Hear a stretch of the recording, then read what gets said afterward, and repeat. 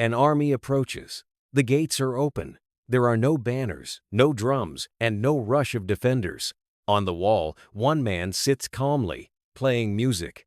The attacker has superior force, but suddenly the empty city looks dangerous. That is the empty fort strategy. The strategy is not simply to look weak. It is to make weakness look intentional. When an opponent expects fear, panic, and closed gates, calm openness breaks the pattern. The enemy starts asking a different question. Why would they act like this, unless something is hidden? The famous version comes through Romance of the Three Kingdoms. Zhuge Liang, with too few troops to defend Jicheng, orders the gates opened and soldiers disguised as civilians to sweep the streets.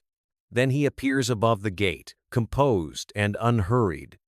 Sima Yi is not fooled because he is stupid. He hesitates because he knows Zhuge Liang's reputation. In strategy, reputation becomes evidence. A rash commander might attack. A cautious commander imagines ambushes, hidden reserves, and a plan behind the silence. The story has a complicated source history. The best-known scene is literary, and historians have debated whether it could have happened as told. Earlier anecdotes and later annotations connect the idea to Zhuge Liang, but the video lesson should be clear. We are studying a strategic pattern, not treating every detail as proven fact. The most important move happens inside the opponent's mind. The defender supplies only a few signals: open gates, calm behavior, no visible preparation. The attacker supplies the rest: suspicion, memory, fear of being trapped, and the cost of making one irreversible mistake.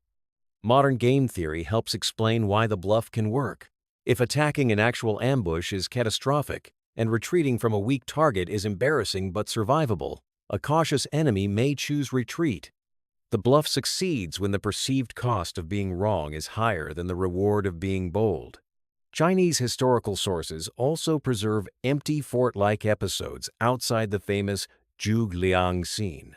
One account says Cao Cao had very few troops when Lu Bu approached in 195.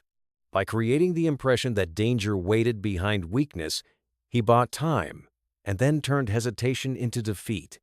Another related story describes Zhao Yun opening his camp gates, hiding flags, and silencing drums while pursued by Cao Cao's forces.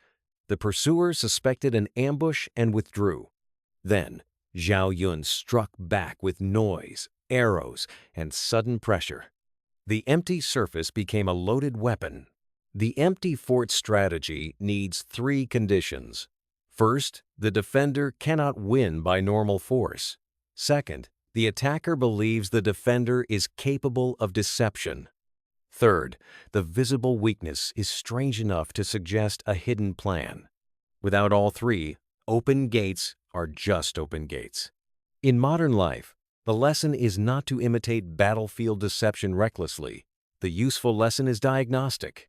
When a rival looks strangely exposed, ask what incentives they are creating for you. Are they inviting you to attack because they are weak, or because your attack is exactly what they want? The empty fort is powerful because emptiness is never truly empty. The attacker fills it with memory, reputation, and fear. Sometimes the strongest wall is stone. Sometimes it is the enemy's imagination.